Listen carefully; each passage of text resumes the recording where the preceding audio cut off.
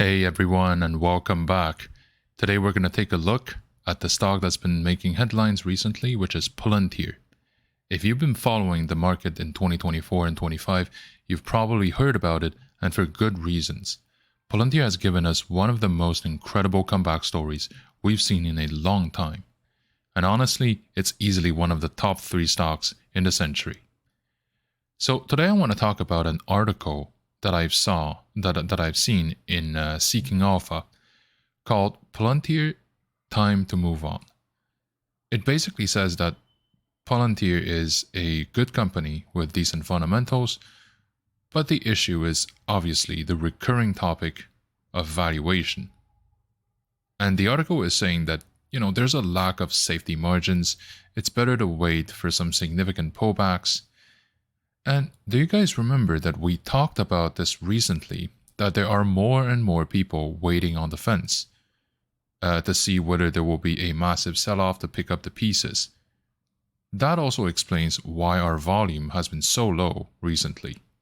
And we're going to seriously consider the possibility of a self-fulfilling prophecy at some point. So to an extent, there are some merits into why the stock should be taken with a grain of salt, especially in the short run. No one's saying that it's a bad company, that it's not run well. But when you look at the state of the economy, the state of the world, and the amount of capital pouring in Palantir at the moment, there's gotta be something that attracts them there. There's gotta be like a fundamental reason that makes them to make this decision. I've talked about fundamentals, I've talked about its growth potentials, but there has to be something else at play here, and I think that the element is fear.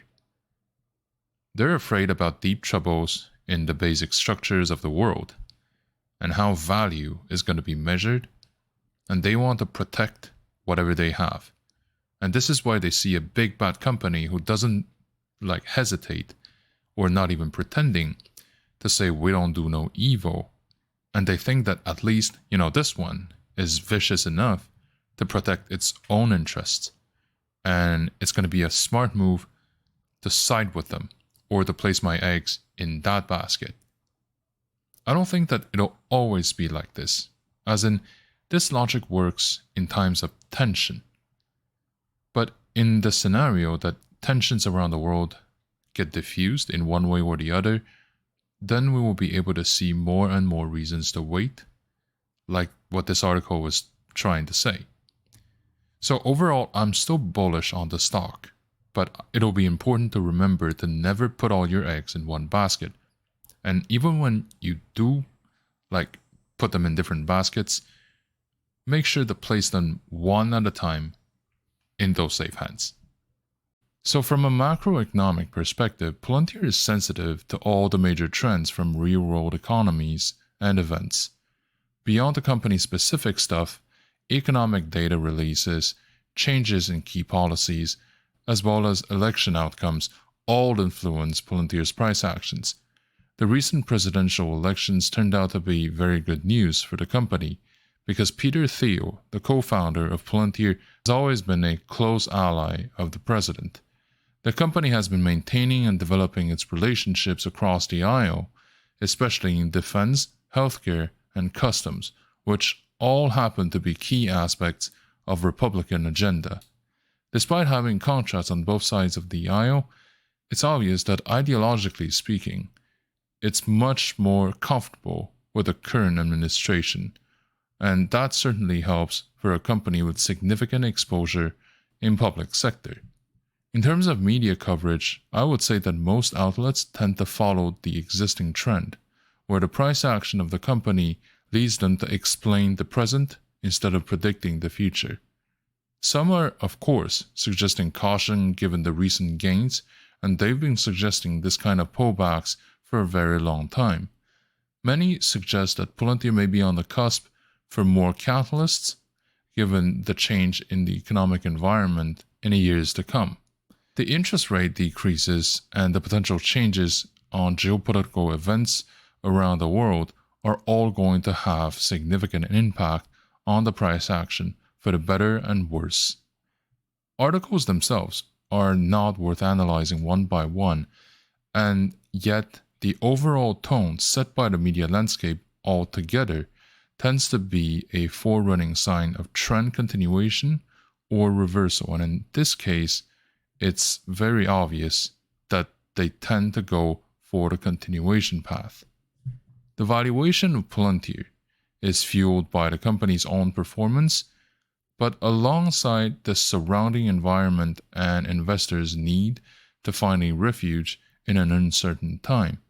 A lot of people have been looking to find a decent entry point to make a comeback to the equities market, and when the Japanese market liquidated billions of positions a few months ago, that was the last opportunity to buy Palantir at a discounted price for anyone interested. 3-digit territory is where the market sees Palantir in the foreseeable future. Given the composition of its shareholder base being much more retail than institutional, Palantir has always been a stock made of momentum and a large dose of anticipation as well as self-fulfilling prophecy, instead of level-headed analysis of its actual numbers. We're not here to buy Palantir that already is, but to own the Palantir that people hope will become in the next few decades. Any rational analysis of the financial statements may justify short-term price action and maintain the price action to a high baseline, but not to push the current valuation to new peaks, or at least not to the extent people want to buy Palantir shares in the first place. We see that the market reacts far more significantly to announcements of keeping or gaining new public contracts compared to any other announcements. And I would say that this is true, and to a fault, Palantir remains heavily dependent on public sector, and it certainly shows in the price action. Looking back, there are many regions that support Palantir's share price, but they're far from where the price action is at the moment.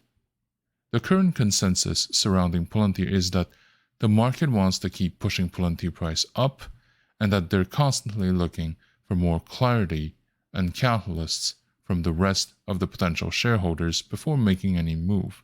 Since Palantir is still in the price discovery phase, a lot of people also believe that the world economy is in a very fragile position after years of shutdown and uncertainties, and that a massive correction could be overdue.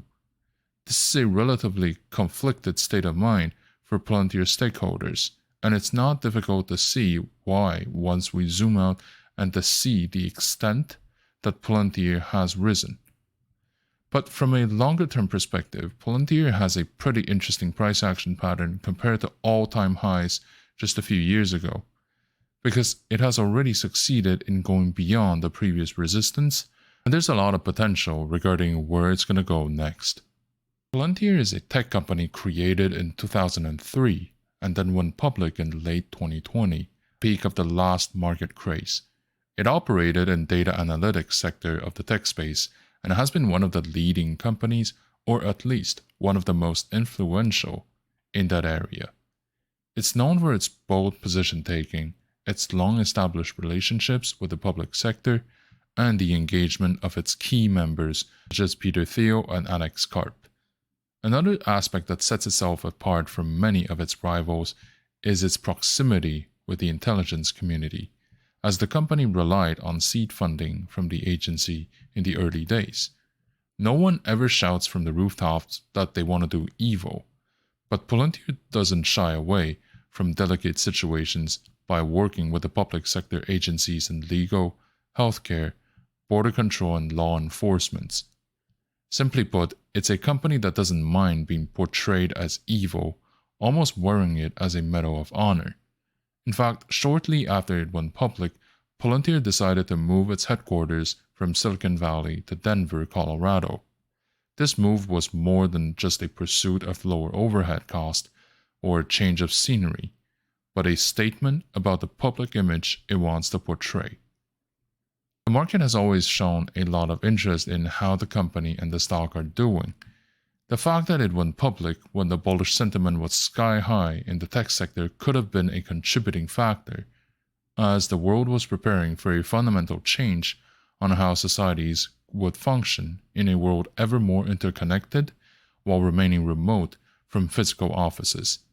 the technological and societal utopia that was deeply flawed and never truly came to be.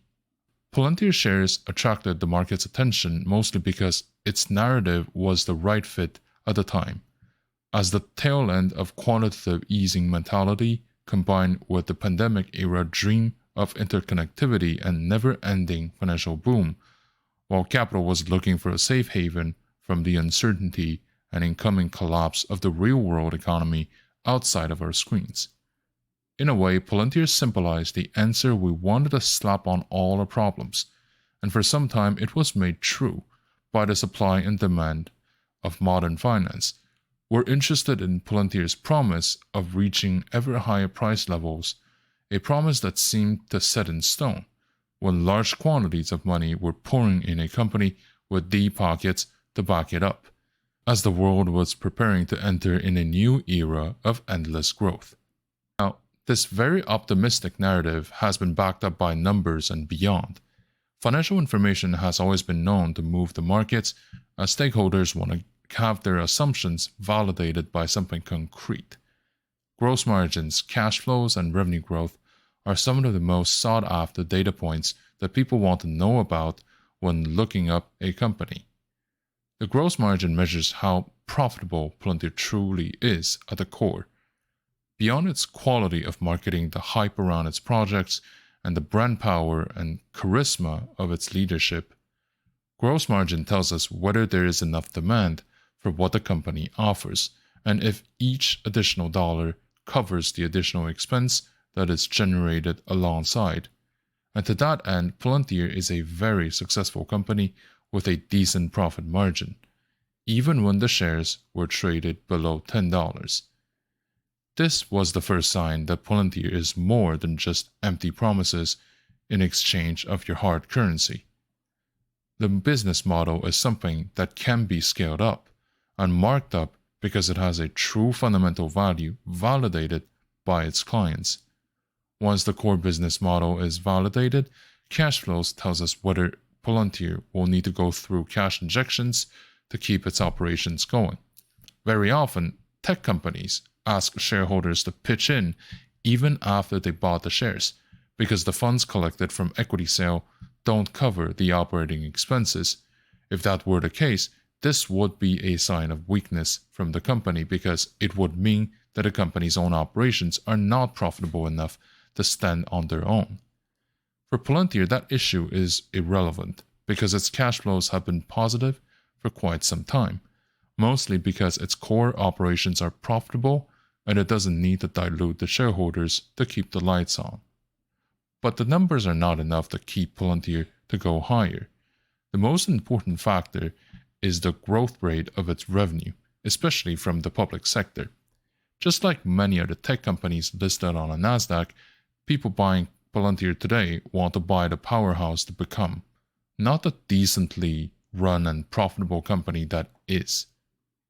This would also explain the very high multiplier that Palantir has compared to many other blue-chip companies in more mature sector. This is a double-edged sword for those who want to dabble into the tech field in general, but for Palantir, the public sector aspect is an additional side to watch for. Since most of its growth comes from the public sector, any additional partnership with healthcare, defense, law enforcement, and so on trigger massive upside for the shares. On the flip side of the coin, every time an existing partnership or some kind of scandal makes it to the headlines, Palantir shares may see a huge dip that could take a few days to come back from. The three measures are what define Palantir and what explain the dynamics in the market.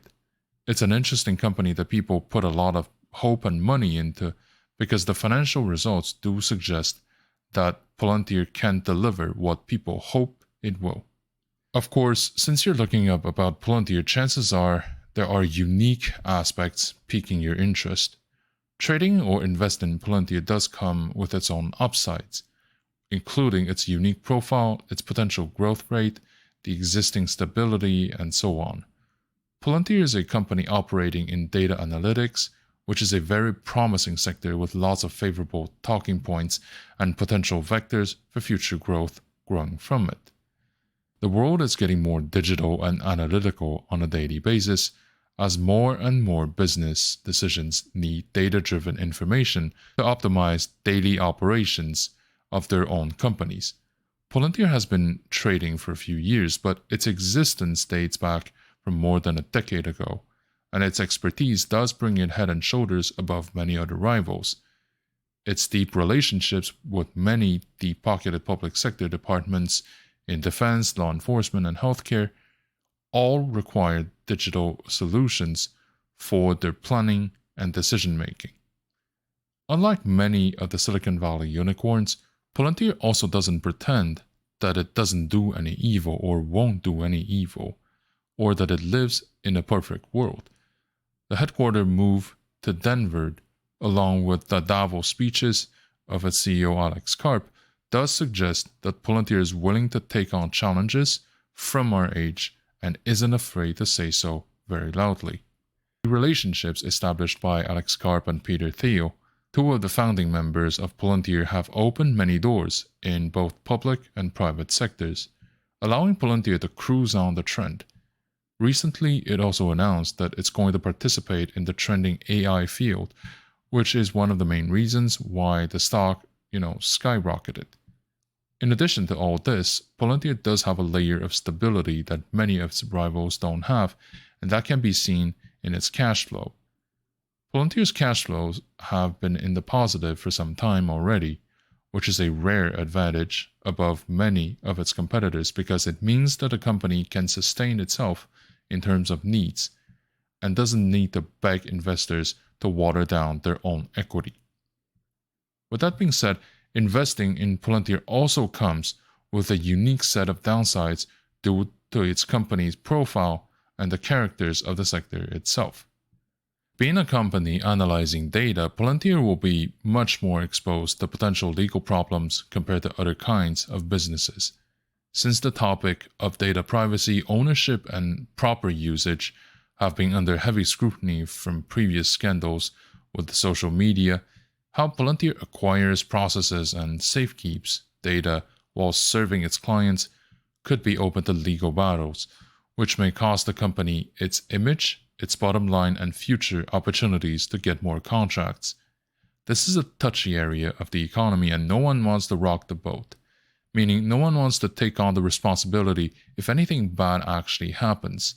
In that case, it's entirely possible that Palantir will take the loss without having the capacity to shift the blame on other stakeholders or participants in that area. The other thing to consider is the decay of the narrative's value. At the moment, AI and data are very popular topics that are trending in the market. But what would happen if they stop being so popular once a newer sector is created? If we look at what happened with electric vehicles, we may see similar drop in the interest for data and AI narratives, along with a drop in the market cap value such as Palantir.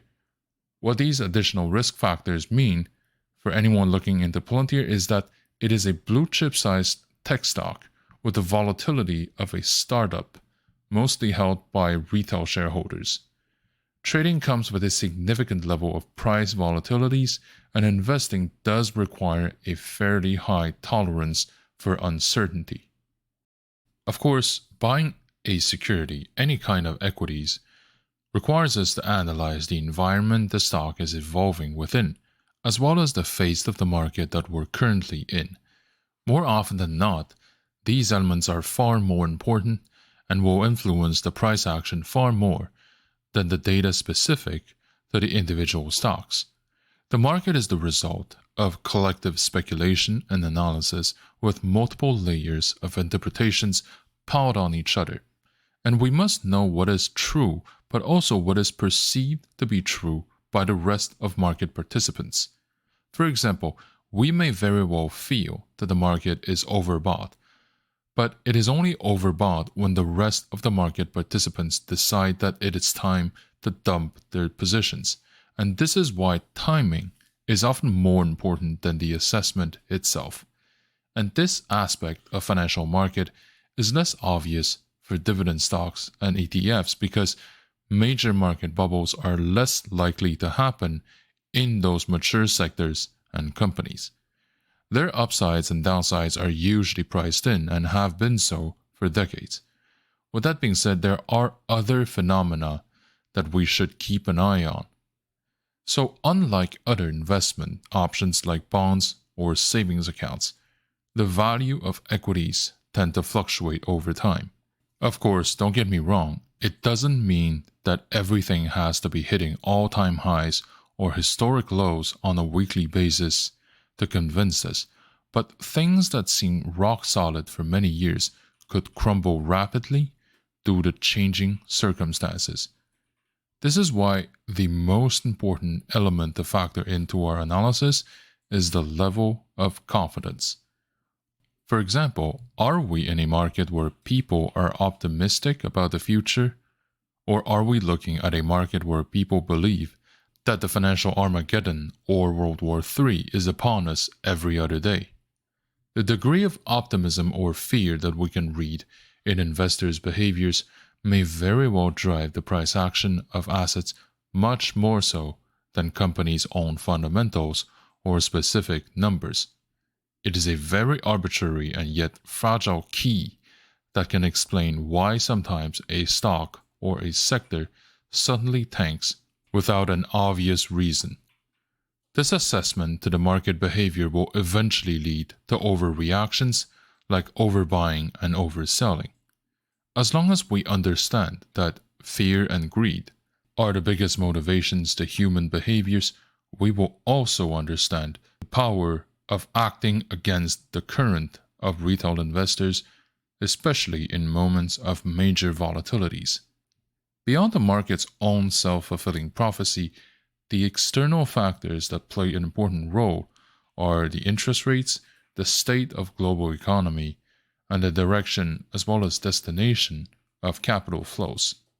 As far as the interest rates are concerned, these may be the biggest indication of whether we are entering into a bullish or bearish market. Interest rates will influence the rent of the money when placed into a risk-free environment, because the rates are based on what the central banks of each country will pay for holding the money of institutions, and also have an influence on the yield of sovereign bonds. There is a near-perfect negative correlation between the interest rate and the equity price. At the moment, we can see that the interest rates are edging down around the world, and that usually means that it's a good news for the equities. It means that eventually there will be more market participants who want to risk their money in equities because collecting interest payments in a savings account is simply not worth it. The current tendency indicates that things are going to look better in the years to come, as the tight monetary policies around the world are being slowly replaced. And the state of global trade is another aspect to keep in mind, even though it may not be a must for a dividend stock to do well. The state of global economy doesn't just mean how well the collective economy is doing on a global scale, but also whether there is a will to carry out international businesses. To that extent, I would say that things have changed massively from the heydays of 1980s, as many countries are no longer willing to accept the very concept of globalized trades, with protectionism becoming the underlying tone in most countries. The circulation of goods, people, and information will gradually become regionalized, and that reality is likely to continue. The dividend stocks and ETFs that have significant overseas operations might be negatively impacted by the trend, but the effect will probably be slow and delayed. This will also depend on which segment of the operations is overseas, whether it's the cost or revenue centers. I would argue that for companies with productions overseas may be less impacted by those who target consumers outside of the Northern Hemisphere. The third element is capital flow, or the direction of the money around the world. Capital has two objectives: preserving itself and maximizing the growth. On top of those, they're looking for a strong currency that the investments are denominated in. Despite the current ceasefires brokered, due to increased global instabilities overall, the flow of capital is still going to safe havens around the world, where the probability of war, large-scale instabilities, and similar incidents are the lowest. And this means that countries that are either economically or militarily speaking powerhouses with stable governments are the prime choices for those looking for safe placements. And for the foreseeable future, money around the world is facing an unstable landscape outside of the US, and I personally believe that their goal is to preserve their capital before maximizing their yields. The biggest safe haven in that regard remains the United States, and this is why I believe that the asset placements in the US, including stocks and ETFs, are going to increase at the expense of their yield. My opinion overall about Palantir is that the company has a very bright future ahead of itself, so the real key decision here is the entry timing. Personally, I believe that Palantir should be part of any risk-seeking portfolio. In terms of timing, I would say that having a small position at a time would be the wise thing to go, and over the next 12 months, it should be increased to 10% of your portfolio's capital. Thank you for watching and see you next time.